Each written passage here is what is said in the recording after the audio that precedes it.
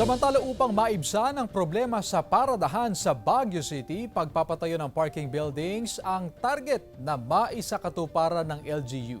Sundan sa report. Kasabay ng pagtaas ng bilang ng mga turistang umaakyat sa Baguio City, pangunahing problema sa syudad ang kawalan ng paradahan ng sasakyan. Kaya ang madalas na panawagan ng otoridad sa mga turista, iwan ang mga pribadong sasakyan sa tinutuluyang hotel o transient houses at sumakay na lang sa public transportation para hindi mamroblema sa parking ng sasakyan. At upang maibsan ang problema sa paradahan, target ng LGU na maisakatuparan na ang konstruksyon ng multi-level parking buildings. Minamadali na itong proyektong ito. Sa ngayon, alam naman natin yung itong acute lack of parking spaces talaga ang isa sa main problems sa city, lalo na at may kinalaman ito sa problema rin sa traffic.